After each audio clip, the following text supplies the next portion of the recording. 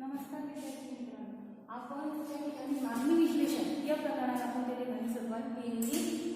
आता मागणी विश्लेषण या प्रकाराचा अभ्यास करत असताना आपण त्या ठिकाणी काय बघितलं की मागणी म्हणजे नेमकं काय, मागणीचे वैयक्तिक मागणीपत्र, बाजार मागणीपत्र या ठिकाणी याचा देखील आपण काय केलेला आहे अभ्यास मागच्या लेक्चरमध्ये ठिकाणी केलेला आहे. आता आज आपल्याला बघायचं की काय मागणीचे प्रकार. आता मागणीचे प्रकार बघत असताना पहिल्या प्रकारे सांगितलं प्रत्यक्ष मागणी.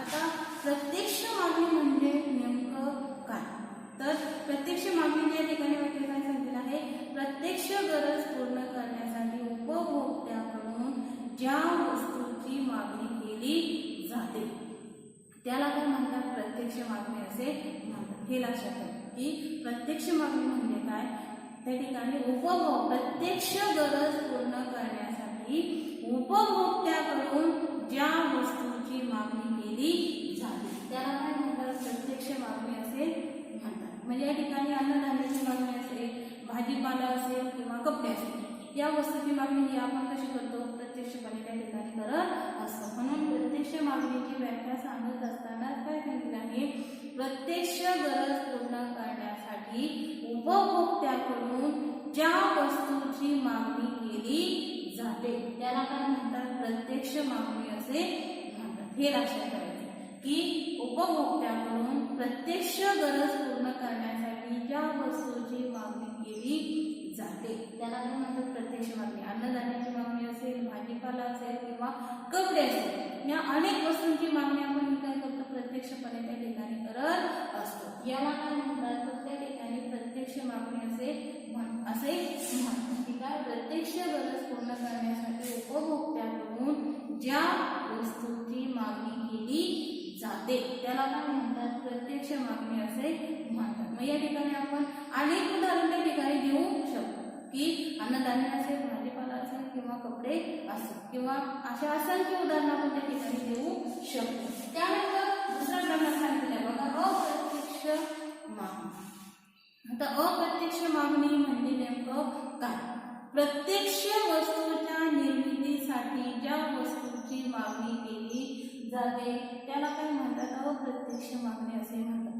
या ठिकाणी उपभोक्ता प्रत्यक्षपणे या वस्तूची मागणी करतोय का, नाही, परंतु प्रत्यक्ष वस्तूच्या निर्मितीसाठी काय केली जाते, या वस्तूची मागणी केली जाते. म्हणून याला काय म्हणतात, अप्रत्यक्ष मागणी. आणि अप्रत्यक्ष मागणीला काय म्हणतात, परोक्ष मागणी.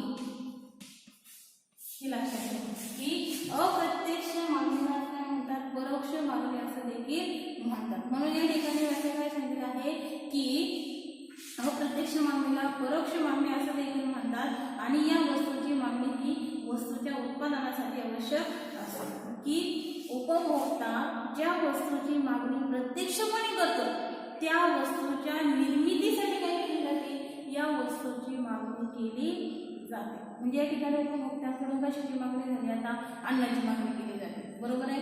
आता अन्नधान्याच्या निर्मितीसाठी उपभोक्त्याला कशाची आवश्यकता लागेल, मळणी यंत्र असेल. त्यानंतर त्याला ते पीक घेण्यासाठी कशाची आवश्यकता असेल, जमिनीची आवश्यकता असेल, पाण्याची आवश्यकता असेल किंवा त्या ठिकाणी अनेक वस्तूंची काय लागते, त्याला आवश्यकता लागते. म्हणजे या वस्तूंची मागणी ही कशी आहे, परोक्ष मागणी आहे किंवा अप्रत्यक्ष मागणी त्या ठिकाणी आहे. पुस्तकामध्ये उदाहरण काय दिलेलं आहे, साखर. आता साखरेची मागणी ही काय आहे, प्रत्यक्ष मागणी.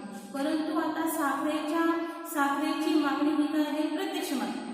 परंतु साखरेच्या निर्मितीसाठी आपण साखरेच्या निर्मितीसाठी त्या ठिकाणी कच्च्या मालाची आवश्यकता असेल, कारखान्याची आवश्यकता असेल, ऊस तोडणी कामगारांची आवश्यकता असेल, त्या ठिकाणी ऊस वाहतुकीसाठी साधनांची देखील काय लागेल, आवश्यकता.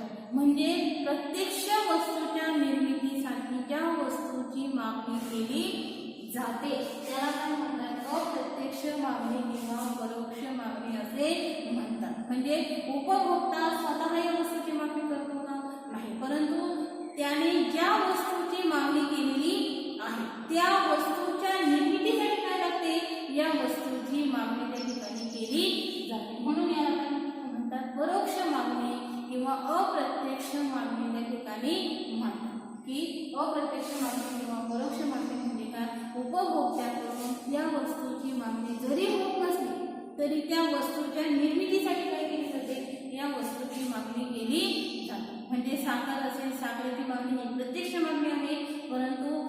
साखरेच्या निर्मितीसाठी त्या ठिकाणी जमीन असेल, साखर कामगार असेल, कारखान्याची इमारत असेल, या वस्तूची मागणी जी काय आहे ती काय आहे, परोक्ष मागणी. म्हणून उत्पादन घटकांची मागणी जी काय आहे ती मागणी ही कशी आहे, परोक्ष.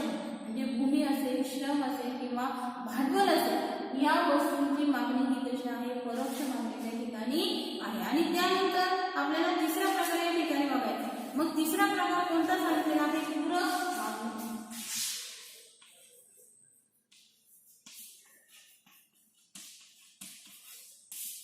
आता पूरक मागणी म्हणजे नेमकं काय, की केवळ एकच एक गरज भागवण्यासाठी जेव्हा एकाच वेळी अनेक वस्तूंची काय केली जाते, एकत्रित मागणी केली जाते, तेव्हा त्याला काय म्हणतात, पूरक मागणी असे म्हणतात. म्हणजे हे लक्षात ठेव की जो काही उपभोक्ता आहे तर हा उपभोक्ता काय करतो, त्याची गरज कशी आहे, एकच.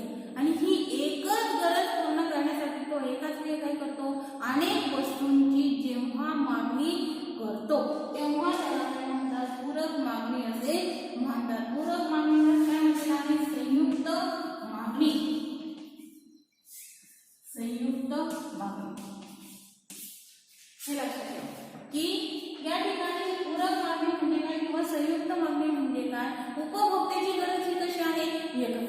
आणि ही एकच गरज पूर्ण करण्यासाठी उपभोक्ता जेव्हा काय करतो, अनेक वस्तूंची एकत्रित मागणी करतो तेव्हा त्याला काय म्हणतात, तर संयुक्त मागणी किंवा पूरक मागणी असे म्हणतात. म्हणजे एखाद्या व्यक्तीला आता एखाद्या विचार झालेला आहे, चहा पिऊशी वाटलेला आहे, त्याला चहा घ्यावा असं वाटला आहे. मग चहा ही काय आहे, त्याची एकच गरज. परंतु हा चहा तयार करण्यासाठी त्याला कशाची आवश्यकता असेल, दूध असेल, पाणी असेल, साखर असेल, गॅस असेल, या सर्व वस्तूंची मागणी काय करतो, तो एकाच वेळी त्या ठिकाणी करतो. तेव्हा त्याला काय म्हणतात, संयुक्त मागणी किंवा पूरक मागणी असे म्हणतात. म्हणजे व्यक्तीची गरज काय आहे, चहा ही एकच आहे, परंतु हा चहा तयार करण्यासाठी तो कशाची मागणी करेल, पाणी, साखर, चहा पावडर असेल किंवा दूध असेल किंवा त्या ठिकाणी इंधन असेल, अशा कप असेल, या सर्व वस्तूंची मागणी काय करतो, तो एकाच वेळी त्या ठिकाणी करतो. तेव्हा त्याला काय म्हणतात, संयुक्त मागणी किंवा त्या ठिकाणी पूरक मागणी असे म्हणतात. म्हणून या ठिकाणी केवळ व्याख्या सांगत असताना काय सांगितलं आहे, केवळ एकच एक गरज पूर्ण करण्यासाठी जेव्हा एकाच वेळी अनेक वस्तूंची मागणी केली जाते तेव्हा त्याला काय म्हणतात, तर त्या ठिकाणी पूरक मागणी असे म्हणतात. अशा प्रकारे आपण त्या ठिकाणी सांगितलं. किंवा त्या ठिकाणी आपण कॉफीचे उदाहरण सांगतो, एखाद्या व्यक्तीला कॉफी घ्यावीशी वाटलेली आहे, मग आता कॉफी तयार करण्यासाठी त्याला कॉफी पावडर लागेल, त्या ठिकाणी साखर लागेल, दूध लागेल किंवा इंधन लागेल, या सर्व वस्तूंची तेव्हा काय करणार आहे, एकाच वेळी जेव्हा मागणी करतो तेव्हा त्याला काय म्हणतात, तर त्या ठिकाणी पूरक मागणी असे म्हणतात. अशा प्रकारे आपण त्या ठिकाणी सांगू शकतो की काय पूरक मागणी म्हणजे काय किंवा संयुक्त मागणी म्हणजे काय, तर जेव्हा एखाद्या वस्तूची मागणी इतर कोणत्याही वस्तूबरोबर केली जाते तेव्हा त्याला काय म्हणतात, तर पूरक मागणी असे म्हणतात. आता त्या ठिकाणी आपण पुढचा प्रकार त्या ठिकाणी बघणार आहोत, संमिश्र मागणी.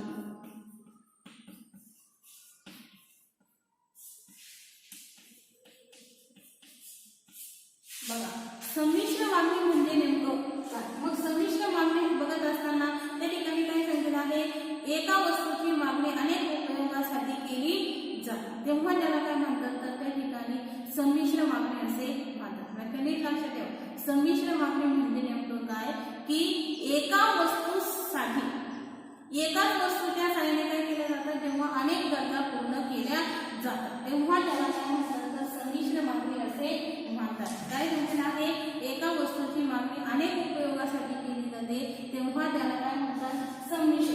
किंवा एकाच वस्तूच्या साहाय्याने जेव्हा व्यक्ती अनेक गरजा पूर्ण करतो तेव्हा देखील त्याला काय म्हणतात, संमिश्र मागणी असे म्हणतात. म्हणजे वस्तू ही कशी आहे, एकच, आणि या एकाच वस्तूच्या साहाय्याने काय केलं जातं, अनेक गरजा जेव्हा पूर्ण केल्या जातात तेव्हा त्याला काय म्हणतात, तर त्या ठिकाणी संमिश्र मागणी असे म्हणतात. मग आपण उदाहरण काय घेऊ शकतो, आता वीज ही वस्तू काय आहे, एकच, आणि विजेचा वापर आपण काय करू शकतो, अनेक ठिकाणी करू शकतो.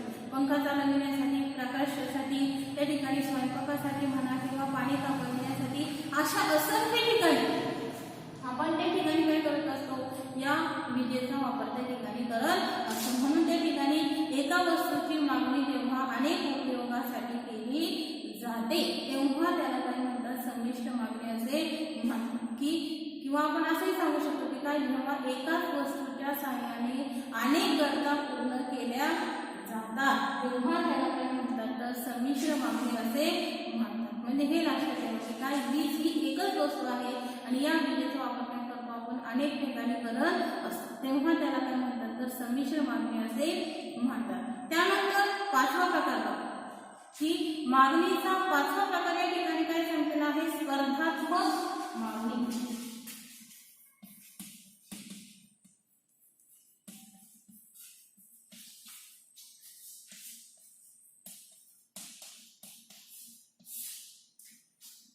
आता स्पर्धात्मक मागणी म्हणजे नेमकं काय, की मागणीचा शेवटचा प्रकार आपण त्या ठिकाणी बघत असताना काय सांगितलेलं आहे, स्पर्धात्मक मागणी. आता स्पर्धात्मक मागणी म्हणजे ही अशी वस्तूची मागणी असते जी एकमेकींना कशी असते, पूरक त्या ठिकाणी असते किंवा कशी असते, पर्याय असते.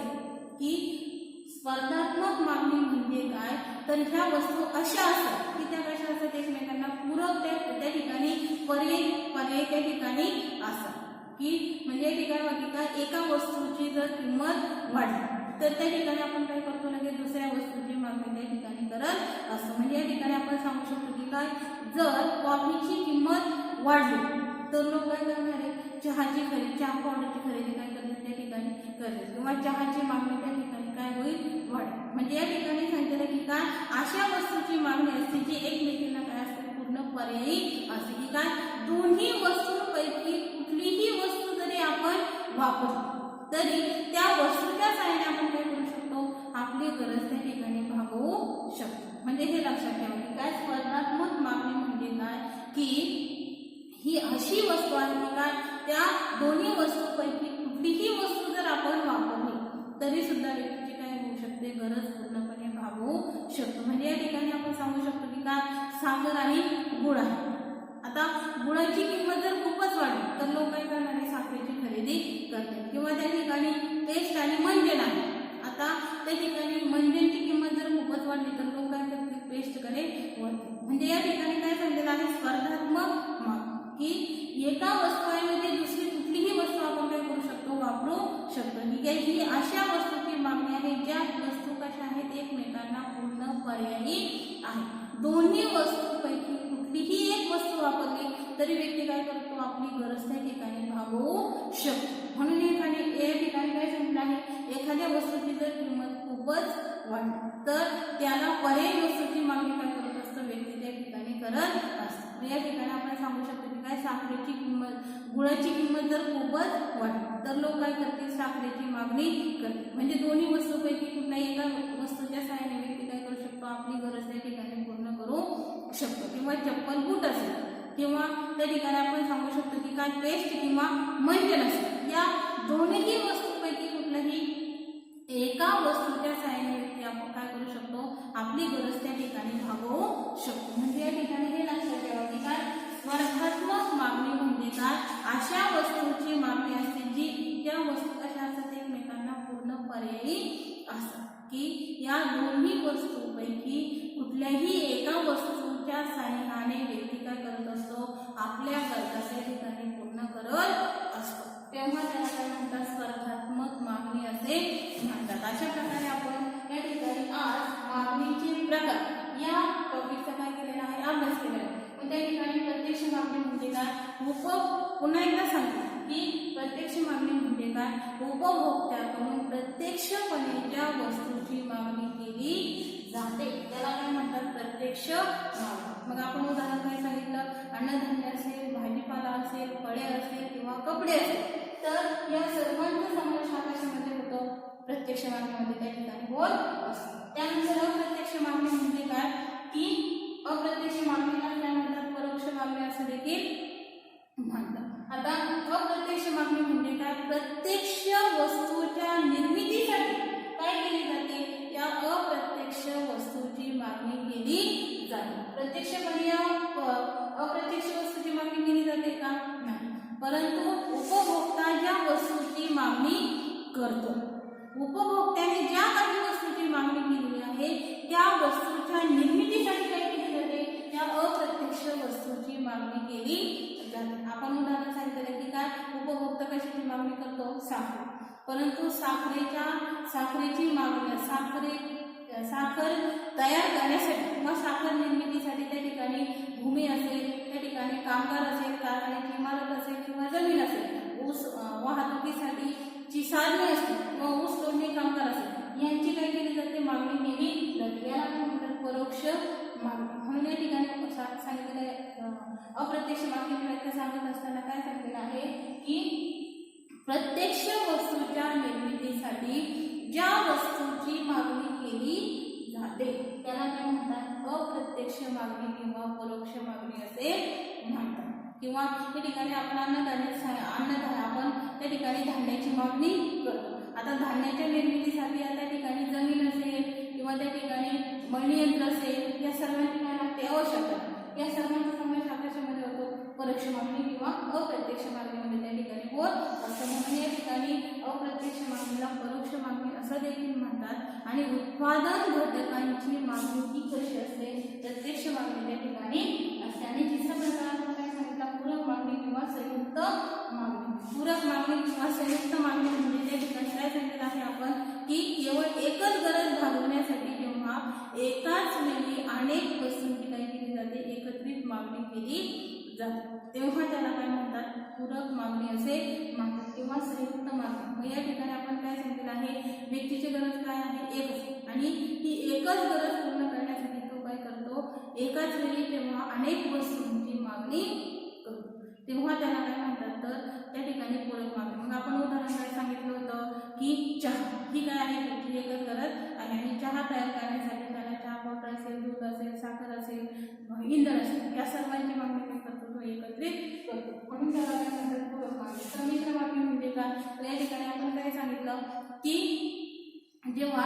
एकाच वस्तूच्या साहाय्याने व्यक्ती काय करतो, अनेक गरजा त्या ठिकाणी पूर्ण करत असतो. म्हणजे वस्तू काय आहे, एकच, परंतु या एकाच वस्तूचा वापर काय करतो, तो अनेक गरजा भागवण्यासाठी जेव्हा करतो तेव्हा त्याला काय म्हणतात, संमिश्र मागणी. की काय, वीज ही काय आहे, एकच वस्तू, परंतु याच विजेचा वापर तो स्वयंपाकासाठी, प्रकाशासाठी, पाणी तापवण्यासाठी अनेक ठिकाणी त्या ठिकाणी काय करत असतो, या विजेचा वापर त्या ठिकाणी करतो. म्हणून त्याला काय म्हणतात, तर त्या ठिकाणी संमिश्र मागणी. आणि स्पर्धात्मक मागणी.